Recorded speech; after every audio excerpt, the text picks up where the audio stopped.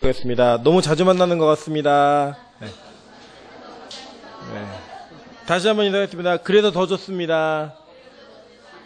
네. 설교 시간이 길어지니까 뭐 끝나자마자 밥 먹고 또 바로 이렇게 만나 뵙는 것 같아갖고 저는 개인적으로 기분은 참 좋습니다. 예, 기분 좋은데 여러분은 좀 힘드실 것 같다는 생각도 듭니다. 그러나 계속 보면서 항상 기쁨이 좀 있었으면 좋겠습니다. 더 자주 뵙도 또 기쁨이 있는 그런 은혜가 있었으면 좋겠습니다. 네, 오늘은 요한복음 4장 19절부터 24절의 말씀을 가지고 진정한 예배자라는 제목으로 하나님 말씀 증거하겠습니다. 뭐 원래 첫 부분은 지난 시간에 못한 부분 조금 더 하려고 합니다. 그래서 우리가 그 우물이라고 하는 그 장소가, 수가성이라고 하는 장소가 얼마나 하나님께서 우리를 찾아오시는 신랑으로서 준비되어져 있는 무대장치였는지 우리가 지난 시간에 보면서 여러분 좀 유대 문화 속에 있는 말씀의 진리들을 많이 좀 배우셨을 거라고 생각합니다. 오늘은 어느 부분부터 시작하냐면 그 우물가에 있던 여인, 사마리아 여인이 어떤 신부였는가, 그리고 그 신부가 저와 여러분의 모습에 어떤 모습으로 남아져 있는가라는 내용들로부터 시작해서 그 신부가 왜 택함을 받았고 그 택함 받은 것 가운데 그가 고백했던 내용이 무엇인가를 통해서 우리가 진짜 예배하고 있는 예배자인지를 다시 한번 살펴보는 그런 시간을 갖도록 하겠습니다. 먼저 1번에 보면 이렇게 얘기합니다. 에레미야 30장 20절에 보면 그런데 이스라엘 족속아 마치 아내가 그의 남편을 속이고 떠나간 같이 너희가 확실히 나를 속였느니라 여호와의 말씀이니라 라고 얘기해요. 자, 이게 무슨 말씀이냐? 이게 바로 지금 이 우물가에 있는 여자가 어떤 신부인지를 설명하고 있는 가장 좋은 단어라고 생각합니다. 무슨 말이냐면 아내가 그의 남편을 속이고 떠났다 라고 하는 거는 이 여자가 다른 것들을 더 사랑하기 때문에 남편을 버려두고 간 거거든요. 그런 버려두고 간 모습으로 우리 모든 그리스도를 떠났던 모든 자들이 그런 형태로 하나님을 떠났던 자들인데 하나님이 그 사람들을 찾아오셨다는 거예요. 그러니까 여러분 잘 생각해 보세요. 우리가 남이 결혼을 해도 와, 그 집 참 며느리 잘 들였어. 뭐 그 집 사위 참 잘 들였어. 내지는 야, 며느리 잘못 들어왔다. 뭐 사위 잘못 들어왔다. 이런 얘기들을 흔히들 하고요. 가십거리로 막 얘기를 합니다. 그죠? 그래서 그런 내용들을 통해서 그 며느리가, 그 사위가 어떠한 평가를 받느냐에 따라 또 우리 부모님들의 뭐 어깨가 좀 올라가기도 하고 때로는 움츠러지기도 하고 이런 모습들이 있다라는 거예요. 그런데 오늘 예수님이 찾아오신 신부는 괜찮은 신부가 아니라 남편을 속이고 떠났던 사실은 잘못된 여자였다라는 겁니다. 그 여자를 예수님이 찾아오셨다라는 거예요. 저는 이게 우리에게 큰 은혜라고 생각합니다. 여러분과 제가 괜찮아서 하나님이 우리를 선택하신 게 아닙니다. 우리는 원래 죽었던 백성이고 원래 그분을 떠나서 자기 마음대로 살았던 백성임을 우리가 잊지 않아야 됩니다. 그런 와중에 예수님이 그랬던 우리를 찾아오셔서 우리에게 신부되라고 말씀하시는 거예요. 이게 얼마나 큰 간격입니까? 여러분, 우리 그렇잖아요. 보통 그러더라고요. 진짜 괜찮은 남자애가 안 괜찮은 여자애한테 사랑을 고백하면 여자애들이 그래요. 나 놀려? 왜 장난쳐? 연기해? 뭐 이렇게 막 그 의심을 갖잖아요. 마찬가지예요. 우리 여기 자매들 결혼 안 한 자매들 있는데 갑자기 재벌 2세가 와가지고 너무 사랑한다고 첫눈에 반했다고 이렇게 얘기하면 여러분도 놀래잖아요. 나도 첫눈에 나한테 안 반하는데 나한테 첫눈에 반했어? 말도 안 되는 얘기하지만 놀래는 것처럼 예수님이 우리를 보고 신부라고 얘기하는 거는요. 여러분 이건 기적입니다. 기적. 그냥 가만히 앉아있다가도 야 정말 내가 복 받았구나 라고 생각할 수 있을 만한 근거가 되는 게 뭐냐. 그분이 우리를 신부라고 불러준다라는 거예요. 자 보세요. 거기서 끝나는 게 아니에요. 에레미야 31장 32절을 보면 이 언약은 내가 그들의 조상들의 손을 잡고 애굽 땅에서 인도하여 내려나라 맺은 것과 같지 아니할 것은 내가 그들의 남편이 되었어도 그들이 내 언약을 깨뜨렸습니다. 여호와의 말씀이니라. 그러니까 우리가 그냥 결혼 한 번도 경험이 없는 처녀로서 있는 게 아니고요. 결혼을 했는데 버림받거나 버리거나 해서 도망갔던 여자들이라는 거예요. 우리 모두가. 그런 존재들이에요. 뭐라고 얘기해요? 남편이 되었는데 언약을 깨뜨렸대요. 이렇게 배신감이 드는 거잖아요. 사실 여자분들께서 왜 어떤 배신감이 드는 남편이 그 결혼 전과 결혼 후가 다르잖아요. 그때 이제 배신감이 크죠. 그죠? 기억도 안 나시죠? 그죠? 결혼 전에 남편이 어땠는지 기억도 안 나시잖아요. 사실. 근데 저희 아내가 그런 얘기 많이 하더라고요. 저는 사실 똑같은 것 같은데 저한테 맨날 변했대요. 뭐가 변했냐 그랬더니 결혼 전에는 자기한테 다 맞춰줬대요. 그러니까 제가 생각을 해보니까 왜 이렇게 말하나 생각해봤더니 결혼 전에는 만난 적이 별로 없어요. 그러니까 연애를 진짜 짧게 했어요. 일주일에 한 시간씩 보는 거를 6개월을 하고 결혼했으니까 뭘 못 맞춰주겠어요, 1시간 동안. 예. 노예가 되려도 1시간 할 수 있죠. 그걸 하다가 같이 사니까 저는 원래대로 똑같은데 자꾸 변했다고 그래서 안 변했다고 네가 자꾸 착각하는 거라고. 근데 자꾸 변했대요. 그게 뭐냐면 그 배신감이 느껴지는 거예요. 이게 처음에는 사랑한다 그러고 뭐 다 맞춰주고 이러다가 나중에는 자기 좋은 것만 하려고 그러고 자기가 원하는 것만 하려고 그러고 이런다고. 아, 그런 거 없다고. 나 원래 이랬다고. 그래도 믿질 않아요, 아직도. 어쨌든 간에 우리가 변하는 거에 배신감이 든다는 거예요. 근데 우리가 먼저 변했어요. 여러분, 하나님은 안 변하세요. 이 성경을 보시면요, 저는 참 놀라운 게 하나님이요, 엄청난 짝사랑에 엄청난 스토커입니다. 창세부터 지금까지 우리를 한 번도 포기하지 않고 우리를 한 번도 외면하지 않고 지금까지 우리를 절절절 매며 쫓아다니는 거예요. 여러분, 오죽하면 십계명에 나는 질투하는 하나님인즉, 하나님이 질투하시는 분이겠어요? 그 인간의 질투의 감정을 느끼시는 분이겠냐고요. 그러면 그거는 그리스 로마 신화에서 나오는 인간 같은 신들의 이야기입니다. 하나님은 감정적 질투를 하시는 분이 아니에요. 다만 그 단어를 쓴 이유는 뭐냐면 얼마나 우리를 사랑하시는가, 얼마나 우리를 사랑하시는가를 보여주기 위한, 우리를 이해시키기 위한 하나님 입장에서 성육신의 언어입니다. 우리가 이해하도록. 하나님이 우리를 너무 사랑해서 질투가 너무 심해가지고 다른 신을 섬기는 걸 못 보겠다는 거예요. 다른 신과 함께하는 걸 못 보겠다는 거예요. 그런데 우리는 그 남편 되신 분을 배신하고 먼저 언약을 깨트리고 내가 원하는 길로 간 사람들이라는 거예요. 근데 그 사람을 찾아오신 거예요. 그러니까 여러분, 우리가 어떤 신부인지 아시겠죠? 그지 같은 신부예요. 그지 같은 신부. 어떻게 저런 여자랑 결혼하지? 이렇게 얘기할 만한 가치 없고 정말 남들이 혐오할 만하고 그런 혐오를 받아도, 무시를 받아도, 괄시천대를 받아도 아무 말 할 수 없는 그런 존재. 그 여자가 남편 5 있는 여자가 대표가 되어서 우리의 모델이 되는 거예요. 그냥 이 여자가 뭐 음탕하고 음란한 이런 게 아니라 그냥 우리의 모습을 설명해 주기 위한 모델로서 선택하신 거예요. 하나님이 그냥 저와 여러분이 그런 여자라는 거예요. 5명의 남편이 있었던, 지금 사는 남편도 이제 남편이 아닌, 지금 사는 남자도 남편이 아닌 그런 모습의 존재. 그게 바로 우리라는 겁니다. 에스겔 16장 30절에서 32절에 이렇게 말합니다. 주 여호와의 말씀이니라. 내가 이 모든 일을 행하니 이는 방자한 음녀의 행위라. 내 마음이 어찌 그리 약한지 내가 누각의 모든 길 어기에 건축하며 높은 데를 모든 거리에 쌓고도 값을 싫어하니 창기 같지도 아니하도다. 그 남편 대신에 다른 남자들과 내통하여 간음하는 아내로다. 우리가 그런 존재라고요. 그래서 여러분, 영적인 타락, 그리고 우리가 하나님보다 더 사랑하는 것이 있을 때 그것을 성경은 간음이라고 얘기하는 겁니다. 음행이라고 얘기하는 거예요. 그래서 이러한 모델적인 요소가, 이미지가 하나님이 결혼이라고 하는 제도 안에 담아 놓으셨기 때문에 결혼 제도를 깨는 사람들을 돌로 쳐 죽이라고 얘기한 겁니다. 그게 다른 죄보다 더 중요해서가 아니라 그것 자체의 의미가 더 크기 때문에 그것을 이야기하고 있는 거예요. 여러분, 뭐 이거 제가 예전에 한번 설명드렸던 것 같아요. 똑같은 사람이지만 트럼프와 저의 담겨져 있는 상징은 다르잖아요. 그죠? 예를 들어 여러분이 저한테 너 죽여버리겠어 얘기하는 거는 그냥 욕으로 끝날 수 있어요. 모욕죄 정도로. 여러분, 트럼프한테 너 죽여버리겠어 메일 한번 보내보세요. 체포됩니다. 감옥 가야 돼요. 네.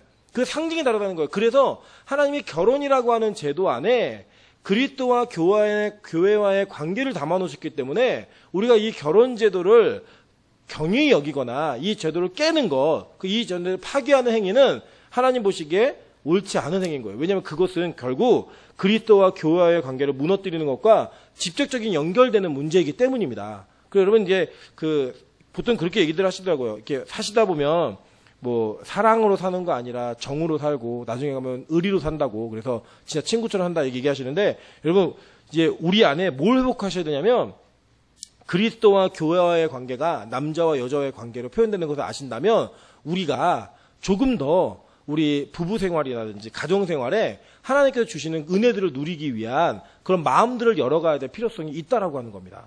왜냐하면 그 과정을 통해 뭘 확인하는 거냐면 하나님께서 우리를 사랑하시는 거 확인하시는 거예요. 그러니까 예를 들면 막 속삭이는 남편이 있다, 속삭이는 아내가 있다. 그것 때문에 힘들어하지 마시고, 야, 나 같은 인간을 하나님이 아내 삼아주셨는데, 나 같은 인간을 신부 삼아주셨는데, 그걸 생각하면서 상대방을 사랑하는 존재로 인식해버리는 거. 그걸 사랑하려고 노력하는 거, 그게 그리스도의 모습을 담는 모습인 겁니다. 그리고 또 가끔 그럴 때 있잖아요. 그래, 나 같은 사람이랑 살아주니까 너무 고맙다, 이런 느낌 들 때 있잖아요. 그 느낌을 통해 뭘 확인하시는 거냐면, 그래, 주님께서 우리를 이렇게 사랑하셨지 라고 하는 걸 확인하는 게 가정인 거예요. 그러면 가정은 교회하고 부딪히는 조직이 아닙니다. 가정은 교회와 한 라인을 이루고 같이 가는 그런 조직인 거예요. 그래서 여러분, 보통 그런 얘기 하더라고요. 제가 청년들에게 보통 이렇게 얘기했거든요. 야, 편하게 살려면 결혼하지 말고 행복하려면 결혼해. 이렇게 얘기했어요. 근데 제가 살아보니까 맞는 것 같아요. 편하게 살려면 혼자 사는 게 맞아요. 그냥 내가 자고 싶을 때 자고, 치우고 싶을 때 치우고, 먹고 싶을 때 먹고, 이렇게 하려면 혼자 사는 게 맞아요. 근데 행복하게 살려면 결혼하는 게 맞아요. 더 행복하려면 자녀를 낳는 게 맞는 것 같아요. 예. 더 행복하게 살려면. 이제 그 아이를 보면서 우리가 그렇잖아요. 우리 교회 안에 세신자가 있으면 그 세신자가 주일 예배만 나오다가 오후 예배로 딱 왔다. 얼마나 기쁘세요? 안 기쁘세요, 여러분? 되게 기쁘고 또 갑자기 수요 예배 왔다. 그러면 우리 심장이 멎잖아요. 그죠? 저는 우리 교회가 우왕청심원을 상비해놓는 교회가 됐으면 좋겠어요. 막 불신자, 세신자들이 막 수요 예배 오고 금요철에 오고 막 새벽 기도 오고 막 이래가지고 막 권사님들이 막 우왕청심원 드셔야 되고 막 이런 정도의 일들이 막 일어났으면 좋겠습니다. 저는 이번 특세 때 이런 일이 벌어질 거라고 믿습니다. 네, 이번 특세 때, 아니, 우리 교회 특세 이렇게 많이 나와? 새벽 기도 이렇게 많이 나와? 이거를 우리가 간증할 수 있는, 이 정도 인원이 나왔다. 그럼 제가 콩나물 국밥을 쏘도록 하겠습니다. 네, 이 한 라인을 채웠다. 지금 저희 아내가 지금 큰일 났습니다. 저희 아내 사색이 되고 있는데, 이 인원이 오셨다. 그러면 몇 명이에요? 제가 이따 해보겠습니다. 간지 남은 게 몇 장 남은지 알면 되니까, 이 인원이 새벽 기도 왔다. 그날 무조건 콩나물 국밥. 예, 주여 삼창과 주기도만 하고 바로 갑니다. 예. 진짜로요. 어쨌든 하나님께서 그런 은혜를 우리 교회에 좀 주셨으면 좋겠어요. 네. 또 알람하고 막 깨워주고 그러지 마세요. 자발적으로 오시는 거예요. 자발적으로. 우리 한번 목사 등쳐 먹자만 해가지고 힘을 다해서 막 교회 주무시고 막 이러시면 안 돼요. 네. 어쨌든 우리 안에 그런 은혜가 좀 있었으면 좋겠어요. 저는 우리 교회가 그런 모습으로 조금 하나님을 놀래켜 드릴 수 있는, 야, 우리 빛과소금교회 이런 믿음이 있었어? 사실 하나님은 놀라지 않으세요. 왜냐면 여러분, 우리 나중에 배우시겠지만, 창세기 22장에서 하나님이 아브라함을 시험하시잖아요. 이삭 바쳐봐. 하나님이 이삭 바칠지 안 바칠지 모르셨을까요? 모르시면 하나님 아니시죠. 아셨어요. 근데 그 시험은 누굴 위해 하셨냐면, 아브라함을 위해서 하신 거예요. 아브라함을 위해서. 와, 나에게 이 정도의 믿음이 있구나. 내게 부활의 신앙이 있구나. 확인시켜주기 위해. 저는요, 우리가 이번 기회에, 이번 특세 때 그걸 확인했으면 좋겠어요. 야, 우리 교회에 이런 믿음이 있었구나. 우리 청년들에게, 우리 권사님들에게, 우리 장로님들에게, 집사님들에게 이러한 믿음이 있었구나라는 것들을 확인할 수 있는, 그게 계속 좀 이어져가지고 날마다 놀라는 교회. 예. 그리고 우리 교회 이름 바꿀까요? 심장마비 교회로? 막 맨날 막 놀래갖고 막 심장 충격기 막 해야 되고 막 이런 교회로. 하나님의 부흥을 보면서 놀래는. 저는 그런 교회의 모습이 우리 안에 있어야 된다고 생각합니다. 가장 큰 놀람이 뭐냐? 사실은 이러한 더러운 우리들을 하나님이 신부 삼아 주셨다라는 거예요. 하나님이 아내 삼아 주셨다라는 거예요. 자, 근데 우리가 무슨 일을 행했느냐? 에레미야 2장 13절 한번 보세요. 내 백성이 두 가지 악을 행하니 곧 그들이 생수의 근원되는 나를 버린 것과. 그죠? 오늘 본문에 나오는 거죠. 그죠? 그 생수 대신 예수 그리스도를 모르잖아요. 버린 지 너무 오래돼 갖고 그분과의 교제가 얼마나 행복한지 모르는 거예요. 또 한 가지는 뭐예요? 스스로 웅덩이를 판 것인데 그것은 그 물을 가두지 못할 터진 웅덩이들이다. 그러니까 실제로 생수가 흐르는 물, 휘도올리잖아요. 흐르는 물, 너무나 좋은 물인데 그 물을 버린 채 멍청한 짓을 하고 있는 거예요. 궁덩이를 파가지고 거기다 물을 저장해야겠다. 근데 여러분, 고여있는 물은요 썩습니다. 고여있는 물은 절대로 깨끗하지 않아요. 물이 흘러야 돼요. 근데 그 물 파놓고서 거기다 내 힘으로 뭔가를 저장해놓고 내가 이걸로 먹고 살 수 있다 하지만 그 웅덩이가 뭐래요? 터진 웅덩이, 물을 모을 수 없는 웅덩이라고 얘기하고 있는 거예요. 여러분, 그래서 예수 밖에 있는 만족은요 잠깐입니다. 그리고 계속 먹으면 배탈 나요. 계속 먹으면요 잘못된 해갈을 통해 반드시 배탈이 납니다. 그래서 진짜 해갈을 하려면 생수이신 예수 그리스도를 먹고 마셔야 된다는 거예요. 그래서 이 우물로 신부를 찾아온 진짜 남편이 등장하는데 그게 바로 예수님인 거예요. 우리 지난 시간에 배웠기 때문에 간단하게만 넘어가도록 하겠습니다. 에레미야 3장 14절 보면 이렇게 얘기합니다. 여호와의 말씀이니라. 배역한 자식들아 돌아오라. 나는 너희 남편임이라. 스스로 하나님께서 자기 자신을 남편이라고 말씀하셨어요. 그죠? 그러니까 이게 남자와 여자의 관계가 그리스도와 교회와의 우리와의 관계라고 하는 걸요. 제가 과장해서 얘기하는 게 아니에요. 성경이 누누이 얘기하고 가르치고 있는 겁니다. 그래 보세요. 호세아 2장 16절부터 20절 보면 여호와께서 이르시되 그날에 내가 나를 내 남편이라 일컫고 다시는 내 바알이라 일컫지 아니하리라. 내가 바알들의 이름을 그 입에서 제거하여 다시는 그의 이름을 기억하여 부르는 일이 없게 하리라. 중략하고 19절에 보시면 내가 내게 장가들어 영원히 살되 공의와 정의와 은총과 긍휼히 여김으로 내게 장가들며 진실함으로 내게 장가들리니 내가 여호와를 알리라. 와, 하나님이요. 전 이게 너무 감사한 게 이런 거예요. 우리가 더러운 존재라는 걸 인식하잖아요. 그 더러운 인식하고 주님 제가 이렇게 더러운 죄인입니다라고 고백을 하면 그 순간부터는 하나님이 하신다라는 거예요. 그러니까 지금 네가 깨끗게 하고 정결하게 하고 모든 거 다 끊고 그럼 내가 너랑 결혼할게. 이게 아니라 내가 네 입에서 바알들 이름을 다 제해버리고 다시는 그 이름을 기억해서 부르는 일이 없게 하겠다. 그렇게 말씀 선언해 버리시고 그리고 그 다음에 내가 너랑 장가들어서 영원히 살 건데 그 장가들고 나면 너에게 공의, 정의, 은총, 긍휼히 여김으로 장가들어서 진실함으로 장가들어서 네가 나를 알 것이다. 영원히 같이 살 것이다. 이거 선언해 버리는 거예요. 너무 멋지지 않습니까? 그러니까 하나님은 우리에게 그런 은혜를 주시는 분이라는 거예요. 그래서 여러분 회개도요. 하나님 부어주셔야 합니다. 여러분 많이 경험하시나요? 기도도요. 제가 막 기도를 우리가 하려고 한다고 되는 게 아니에요. 새벽 기도도 계속 와보세요. 뭐가 있냐면 기도의 어느 날은 기도의 문이 열려가지고 잠깐만 기도해도 하나님과의 그 교제권이 확 링크가 바로 걸려서 깊은 기도에 들어가는 경우가 있고요. 어떤 때는 1시간 앉아있어도 내가 기도를 하는 건지 뭔 기도를 했는지 막 그 기도 아무것도 생각 안 나는 그런 게 있다는 거예요. 근데 이게 뭐냐면 저는 영적인 것도 운동하고 똑같은 것 같아요. 운동하고. 제가 예전에 그 운동을 정말 많이 했을 때는 뭐 어떤 때는 하루에 축구도 2게임씩 하고 막 그랬어요. 그래도 지치지 않고 막 열심히 운동하고 그때는 막 그 살도 안 찌고 날씬했거든요. 66kg, 68kg 왔다 갔다 이 정도 했는데 운동을 그때는 하루만 쉬어도 그게 힘들더라고요. 안 하는 게 힘들고 못 노는 게 힘들고 그래서 뭐 중학교, 고등학교 때도 항상 저는 점심시간에 나가 놀았어요. 축구하고 막 그거 공부 못한 건 아닌데 어쨌든 나가 놀면서 운동을 계속 하는 거를 습관화하니까 안 놀면 못 견디겠더라고요. 몸이 근질근질해서. 근데 졸업을 하면서 이제 운동을 쉬고 안 하다 보니까 다시 운동하는 게 너무 힘들어요. 예, 그래서 지금은 나이가 들어서도 그러겠지만 지금 이제 운동이 아니고요. 운동이 노동이에요, 노동. 막 일하는 것 같고 막 사역이고 너무 힘들어요. 우리 지난주 금요일 날인가 수요일 날 우리 나중에 권사님이 30년을 수용을 하셨다고. 예, 저분은 물이 뭐 운동하러 들어가는 데가 아니에요. 그죠? 놀러 들어가시는 거죠? 그냥 놀다 와야지. 그럼 들어가죠. 저희는 어때요? 물에 들어가면 야 이거 또 씻어야 되는데 막 귀찮다. 막 이거 또 물 적시면 안 되는데 막 이런 그런 그 힘든 게 있잖아요. 기도가 그래요. 영적 생활이요. 예배를 계속 드리던 분들은요. 그 예배 드리는 게 안 힘들어요. 누가 힘드냐? 안 드렸던 사람들이 드리려고 그러니까 힘든 거예요. 막 몸이 베베 꼬이고 그죠? 그래서 여러분 처음에 몇 번 쉴 때는 괜찮아요. 근데 이 쉰 거를 다시 돌리려고 그러면 진짜 힘듭니다. 그래서 보통 그 교회 통계학자들이 무슨 얘기 하냐면 교회를 3달 이상 쉬면은 그 교회 다시 올 확률이 줄어든대요. 3달 이상을 쉬면. 아예 한 번도 안 나오고 3달 이상 쉬면. 그래서 3개월에 그 라인이 데드라인이하고 그때 관리를 잘해야 된다. 이런 얘기들을 많이 합니다. 제가 보면요. 새신자들은 3주 이상 안 나오면 끝이에요. 더 다시 못 오더라고요. 그래서 그때 관리를 잘 해줘야 되는 거예요. 그래서 여러분 우리가 우리의 영적 관리를 잘하는 게 필요합니다. 그래서 우리가 기도하고 말씀 보고 하나님 앞에 나아가는 모든 일들을요. 이렇게 계속 신실하게 좀 연속적으로 끊이지 않고 쭉 하는 게 너무나 필요해요.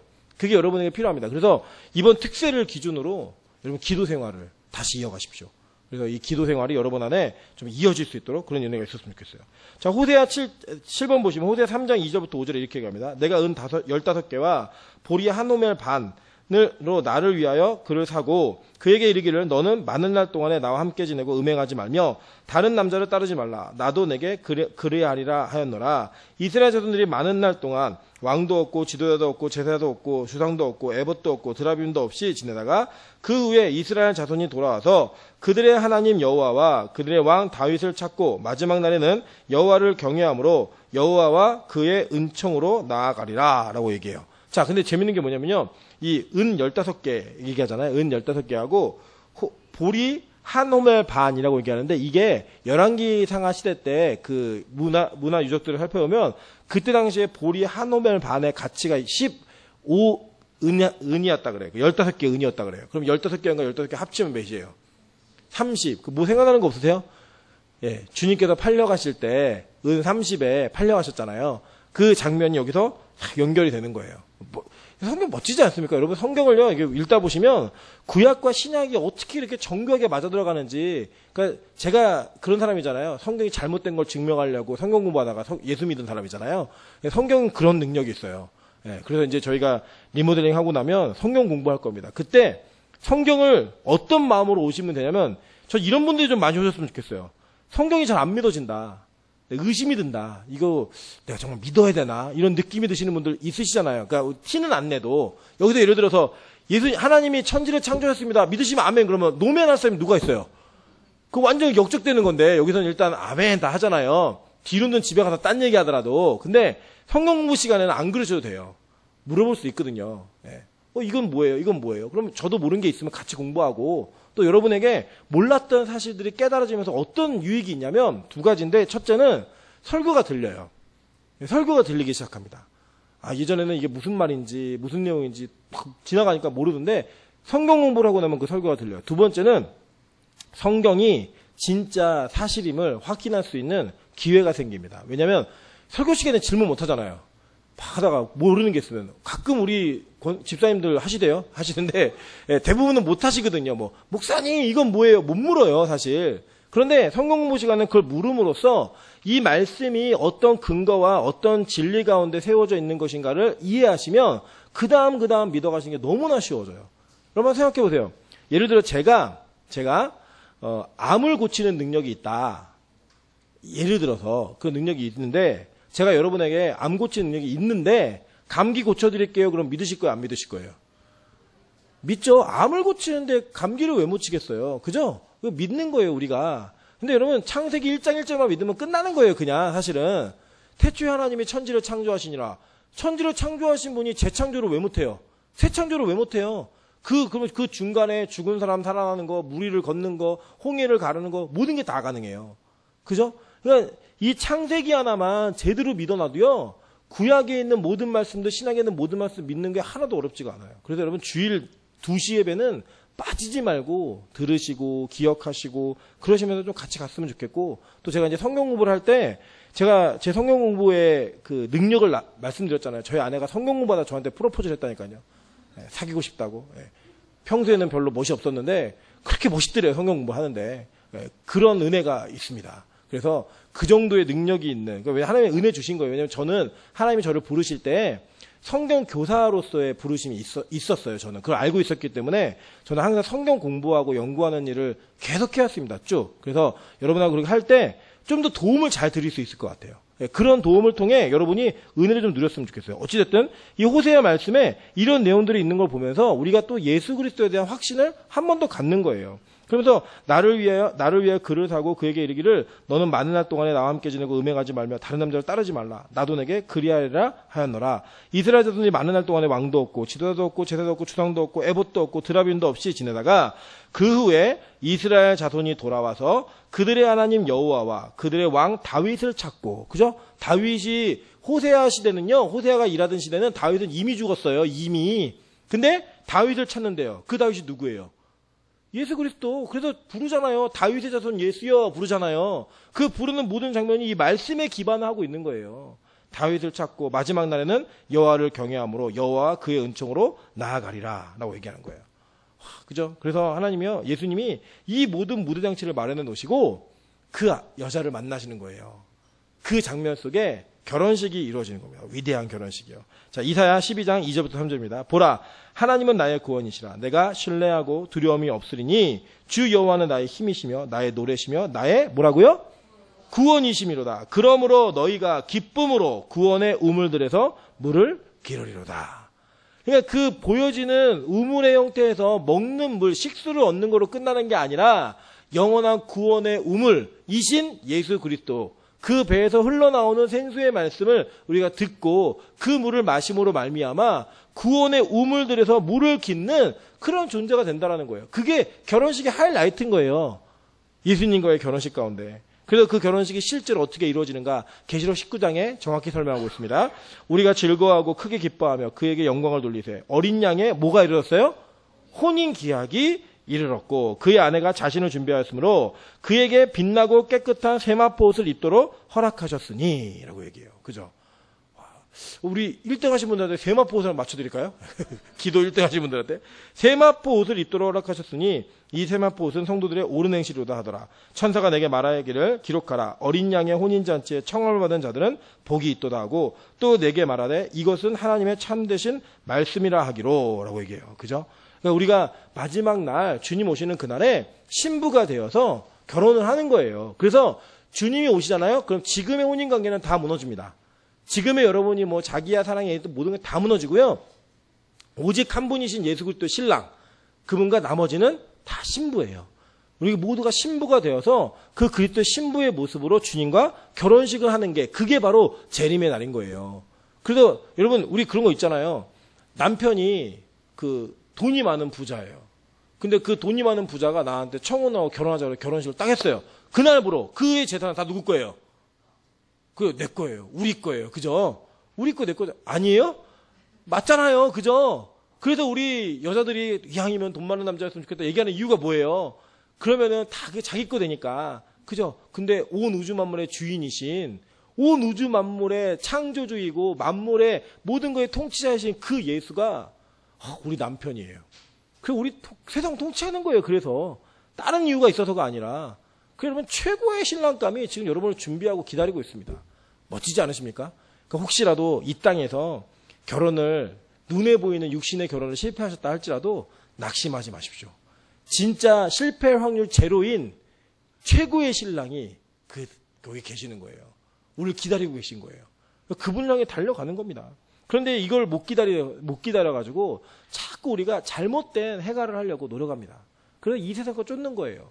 성경을 볼까요? 갈라디아서 5장 16절부터 21절에 이렇게 얘기합니다. 내가 이르노니 너희는 성령을 따라 행하라. 그리하면 육체의 욕심을 이루지 아니하리라. 육체의 소욕은 성령을 거스르고 성령은 육체를 거스르나니 이 둘이 서로 대적하므로 너희가 원하는 것을 하지 못하게 하려 함이니라 라고 얘기해요.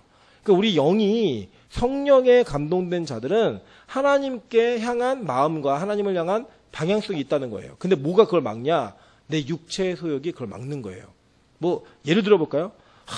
뭐 예를 들면 이게 막 설교 들을 때 이런 생각 하시죠. 그래 새벽기도 한 번은 꼭 와봐야지. 새벽기도 와봐야지. 근데 이번엔 전출해야지. 뭐 결석하지 말아야지. 이런 마음이 든다 안 든다? 든다. 근데 이제 막상 일어나려고 그러면 뭐가 우리를 잡아요? 육신이 우리를 잡는 거예요. 그래서 가지마. 괜찮아. 원래 안 했잖아. 그냥 자. 하나님 사랑하신다게 잠을 주신다 그랬어. 그러면서 계속 우리가 육체의 소욕을 못 이기는 거예요. 그러니까 육체에게 지니까 우리 영은 예배하고 싶고요. 우리 영은 기도하고 싶고 우리 영은 하나님 바라보고 싶은데 자꾸 우리 육체의 소욕이 잡아당기는 거예요. 하지마. 내 마음속에는 막 예를 들면 술 이런 막 설교 나오면 그래 끊어야지. 내가 다시는 안 해야지. 그런데 막상 또 내 육체가 나 잡는 거예요. 한 잔만 덥잖아. 시원하게. 마지막이야. 이번이 마지막이다. 그러면 한 번 또 하는 거죠. 담배 끊어야지. 막 결단해요. 설교 들을 때 하나님 담배 끊게 해주세요. 그러나 남은 것만 피고 그죠? 버리기 아까우니까. 그리고 또 그거 물고 있다가 또 다음 거 사고. 이게 우리의 육체의 소욕과 성령의 소욕이 계속 거스르면서 서로 싸우는 거예요. 근데요. 뭐가 이기냐? 육체가 이겨요, 여러분. 우리는 육체가 이기는 것에 너무나 습관화되어 있는 삶의 모습이 우리 안에 있습니다. 그래서 도움이 필요한 거예요. 그래서 기도해야 되는 겁니다. 그래서 하나님 도와주세요. 우리 연약한 존재인 거 아시잖아요. 우리 솔직히 말하면 자기 힘으로 살도 제대로 못 빼잖아요. 건강도 제대로 조절 못 하잖아요. 누가 몰라요? 계속 기립근 열심히 코 운동하면은 디스크 다 나온다. 누가 몰라요? 머리는 다 합니다. 그죠? 안 먹고 운동하면 살 빠지는 거 누가 몰라요? 근데 안 먹는 게 힘든 거고 운동하는 게 힘든 거예요, 사실.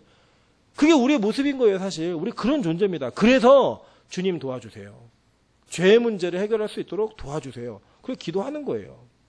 왜냐? 이 결과가 너무 혹독한데 보면 이런 일을 하는 자들, 이런 일이 뭐냐면 보세요. 육체의 일은 분명하니 음행과 더러운 것과 호색과 우상숭배, 주술, 원수 맺는 것, 분쟁, 시기, 분냄, 당짓는 것, 분열함, 이단, 투기, 술취함, 방탕함, 이와 같은 것들.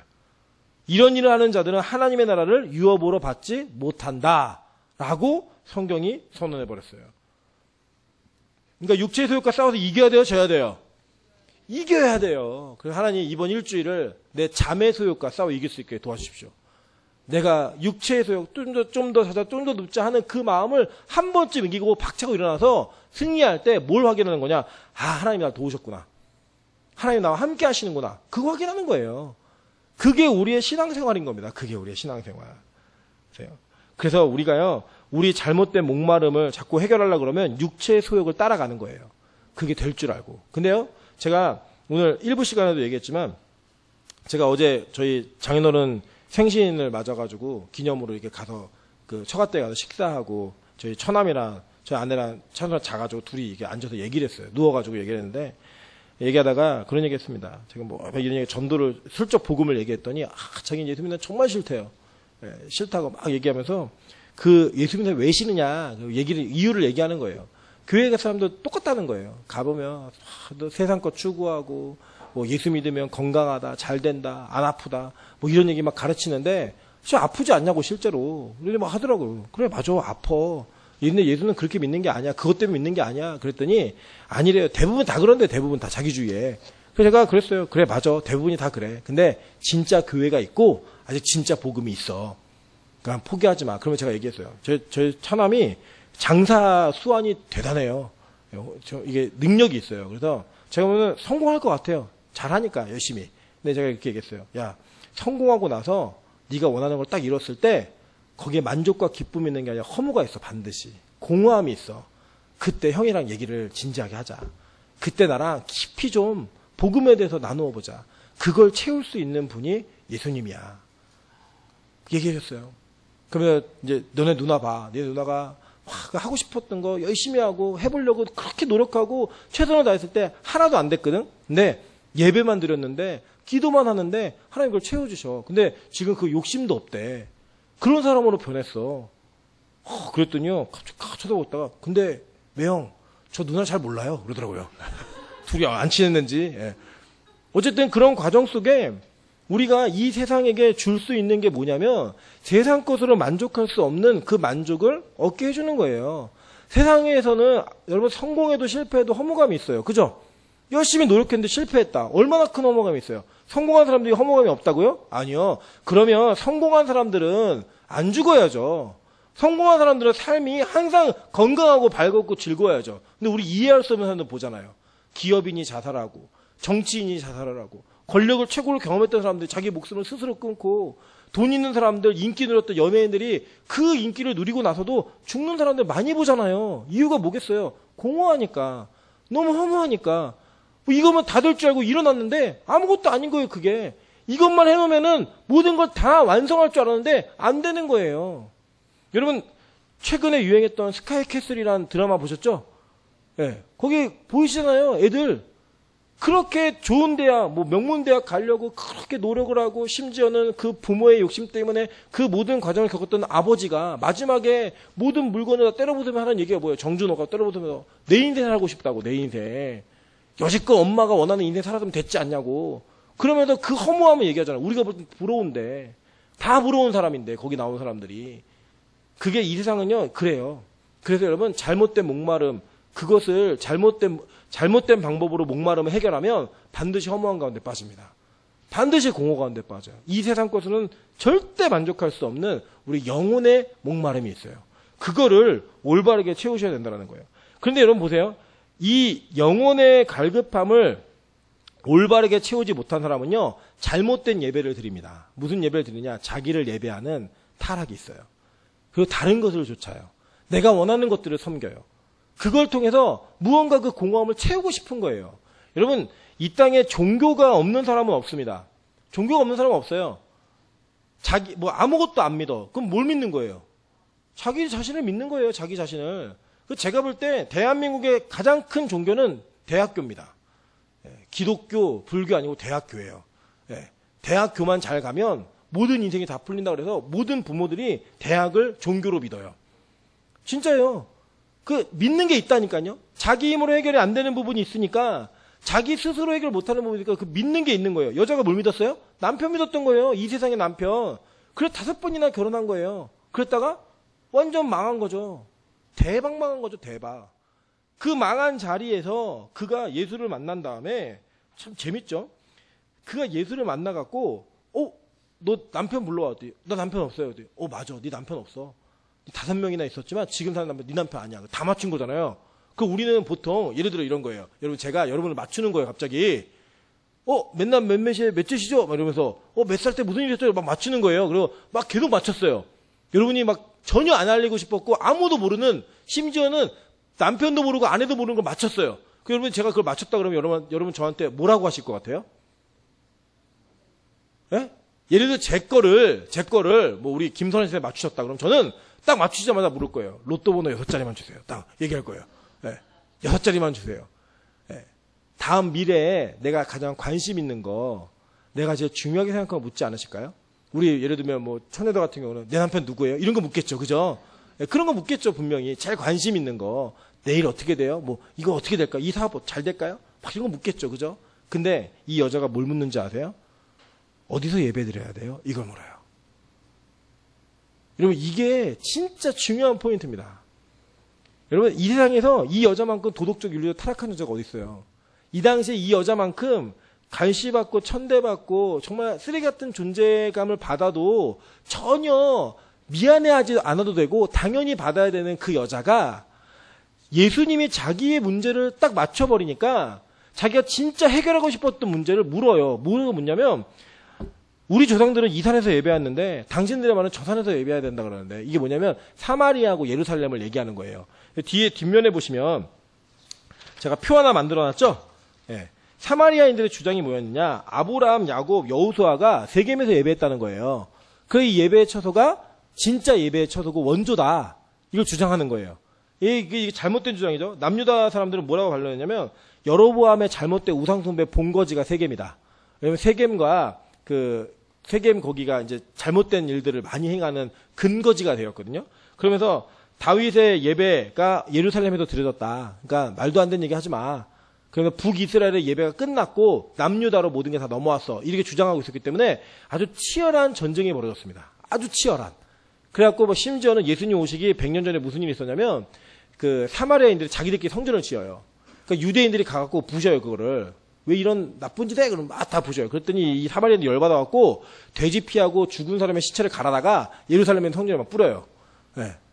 니네도 많이 안 해서 뿌리고 이런 첨예한 대립이 있었어요. 그 중에 이 여자가 묻는 게 뭐냐면 예배 어디서 드려야 돼요? 이거 묻는 거예요.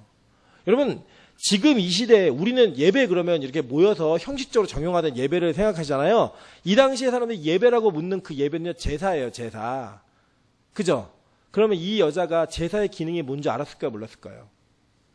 예? 알았죠. 그 아주 평범한 거예요. 그냥.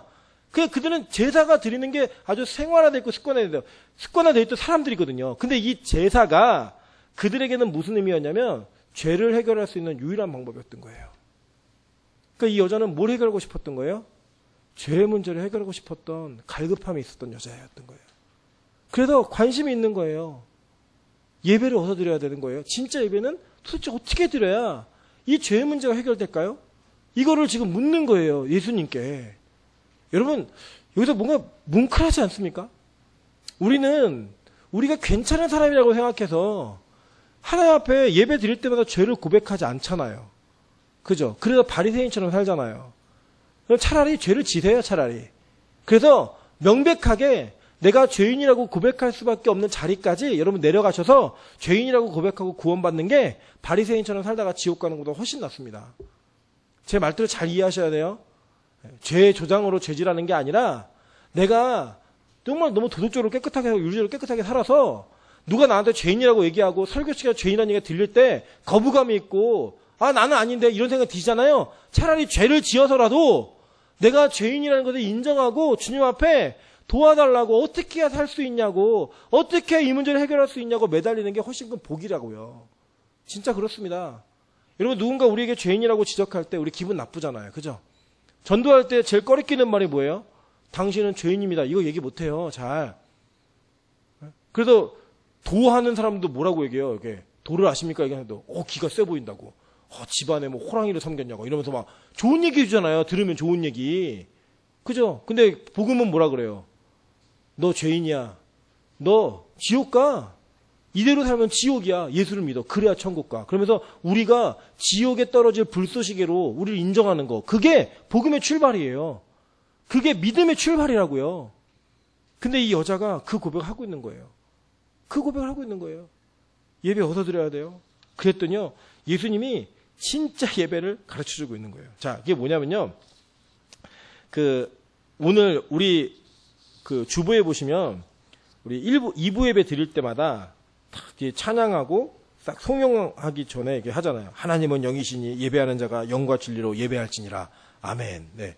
이거 안 한다고 민정집사가 저를 얼마나 구박을 했는지 이번 주에 할 거나 안 할 거냐 내가 잊어버렸어요. 왜 안 했냐 막 지적하고 해갖고 지금 이제 하는데 제가 처음에 하고 몰랐어요. 이게 그냥 써놓은 건지 알았거든요. 이게 읽는 건지 몰랐습니다. 제가. 그래서 이제 이걸 하는데 이게 도대체 무슨 뜻이냐. 이게 오늘 본문이거든요. 오늘 본문에 나와 있는 얘기잖아요. 제가 요 얘기 하려고 조금 중간을 줄였어요. 이게 이런 겁니다.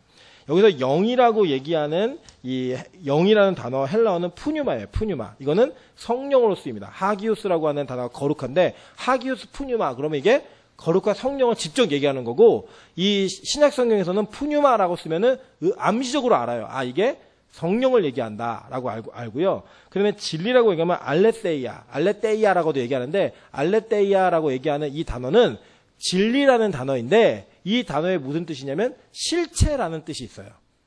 실체. 그럼 이거를 지금 정확하게 직역을 해서 번역을 하면 성령과 실체의 예배를 드리라는 거예요.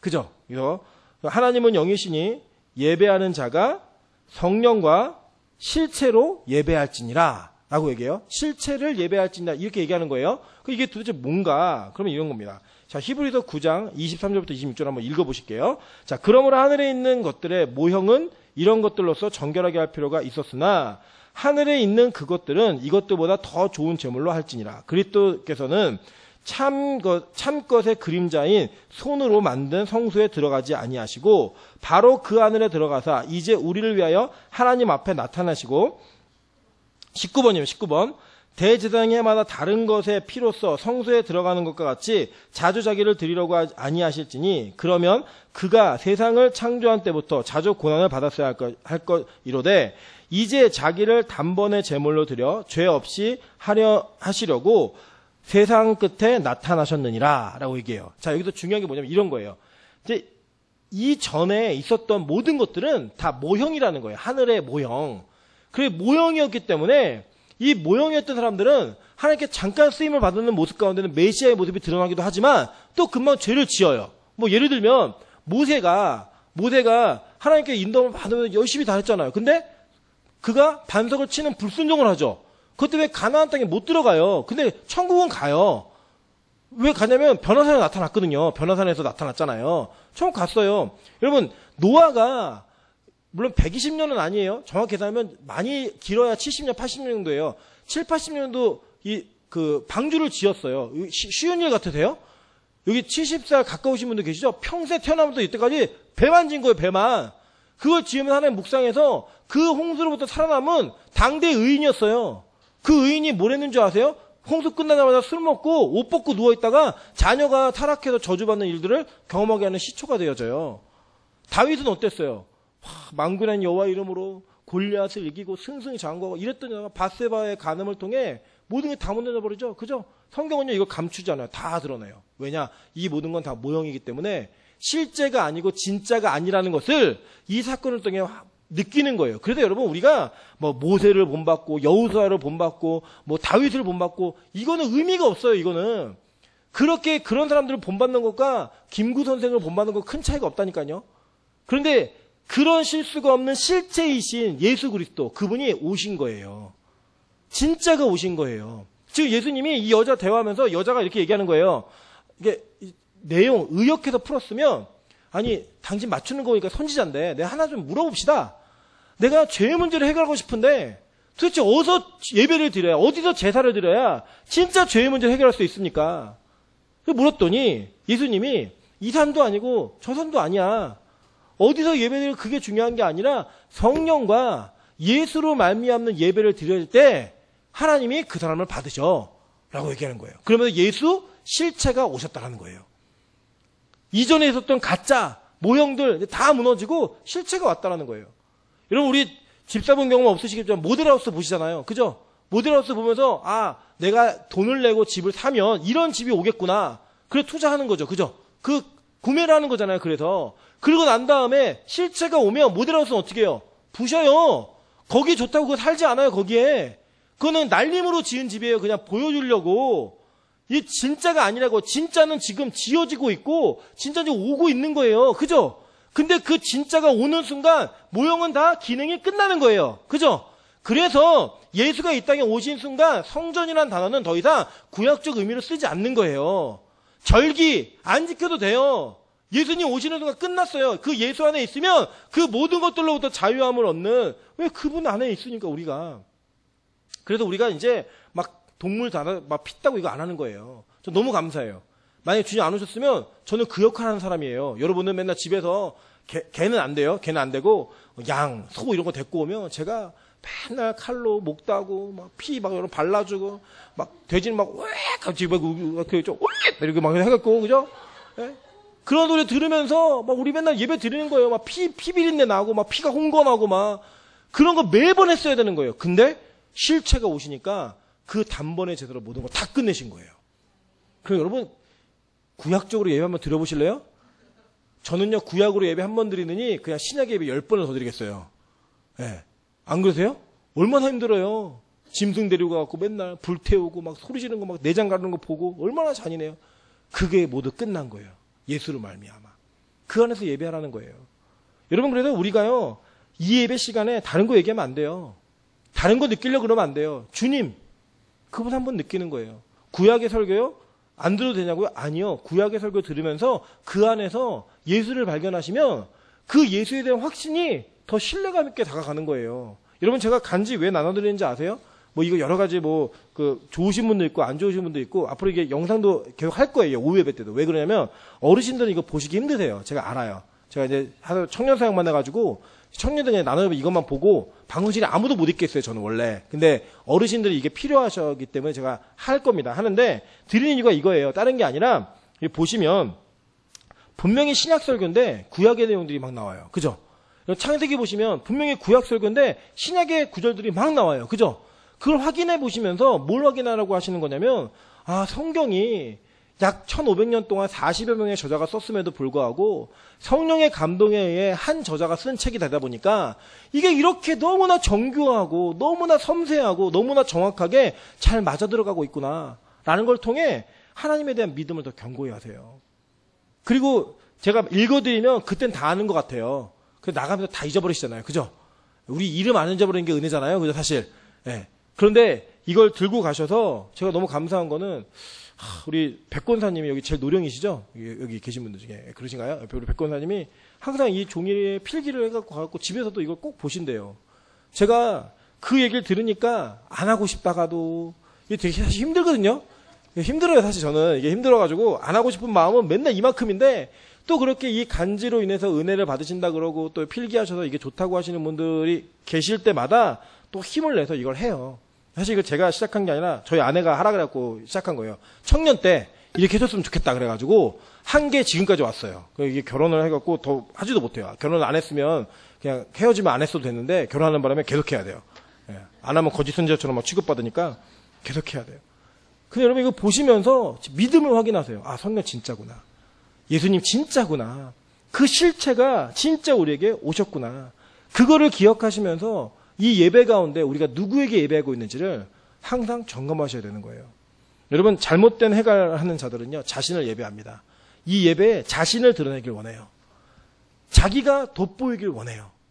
그래서 자기가 주인공이 되고 자기가 드러나고 자기의 뭔가 무엇라도 나타내지면 그것을 은혜라고 얘기하면서 감격의 눈물도 흘려요. 아니요. 예배는요 오로지 한 분만이 주인공이십니다. 여러분 제가 제일 경계하는 게 뭔지 아십니까? 저는 제일 예배의 주인공이 저라고 착각할 수 있는 가장 위험한 자리에 있습니다. 제가 제일 많이 말하잖아요. 제일 많이 이야기하잖아요. 그래서 여러분 저 위해서 기도 많이 해주십시오. 적어도 지금 그래도 좀 세속적 때가 덜 묻었을 때 좀 정신 차린 이야기도 하고 있을 때 하나님 임철 목사가 저 말씀을 꼭 기억할 수 있게 도와주십시오. 늙어서도 변하지 않는 목사가 될 수 있게 도와주십시오. 그래서 진짜 처음부터 끝까지 예수만 전할 수 있고 여러분과 목회하는 모든 시간 동안에 예수만 증거하다가 제가 뭐 죽거나 우리가 뭐 헤어지게 되는 일이 있어서 여러분 기억나실 때 아, 그 목사는 예수만 말했구나. 그 목사가 지나간 자리엔 예수만 있었구나. 그렇게 저는 그런 칭찬을 받았으면 그게 저에게 칭찬이에요. 진짜. 나 그분이 전한 예수가 너무 생각이 나. 그거 하나만 남겨주셨으면 좋겠습니다. 저는 앞으로 빛과소 공교회가 수없이 많은 예배를 드려야 된다고 생각합니다. 그 수없이 많은 예배 가운데 여러분 어떠한 예배도 예수 없는 예배 없습니다. 예수 아닌 다른 사람이 주인공이 되는 예배, 그런 예배도 허락되어서는 안 됩니다. 우리가 건축을 다시, 리모델링을 다시 하고 모든 것들을 다시 이루어 놓고 그 안에서 예배를 드리실 때 잘 다시 출발했으면 좋겠어요. 하나님, 이 새 성전에 우리가 새로 지어진 우리 마음 가운데 진짜 주인이신 예수, 그 한 분만 온전히 주인 되어 주십시오. 하나님, 이 교회에 모든 드려지는 모든 예배 가운데 하나님만이 주인공 되시는, 하나님만이 주인 되시는 그런 예배가 될 수 있게 도와달라고 그래 기도하시다가 우리 빛과소 공교회 예배를 하나님이 받으실 만한 예배, 하나님이 찾으시는 예배자들이 있는 그런 진짜 예배자가 되어지는 그런 은혜가 우리 가운데 있기를 주님의 이름으로 축원합니다. 아멘. 우리 같이 한번 찬양으로 기도하도록 하겠습니다. 우리 주님 큰 영광 받으소서라는 찬양이 있습니다. 주님 큰 영광 받으소서, 홀로 찬양 받으소서. 제가 이렇게 부르면 다 무슨 노래냐고 물어요. 근데 아시는 분들 아시죠? 예. 거기 찬양 후렴구 이런 구절이 있습니다. 모든 영광과 존귀와 능력 받으소서, 받으소서. 영광과 존귀와 능력 받으소서, 받으소서. 그리스도 살아계신 하나님. 저는 이 찬양의 고백이 우리 교회의 고백이 되었으면 좋겠습니다. 이제 앞으로 우리 예배가 바뀌어질 때 우리 첫 시작하는 찬양은 이 찬양으로 할 겁니다. 주님 큰 영광 받으소서, 홀로 찬양 받으소서. 우리 이 찬양을 부르면서 주님 앞에 기도하는 마음으로 하나님, 우리의 예배가, 나의 예배가 진정한 하나님만을 예배하는 예배 될 수 있게 도와주셔서 내가 주님만을 예배하는 진짜 예배 될 수 있게 도와달라고 기도하는 마음으로 찬양하도록 하겠습니다.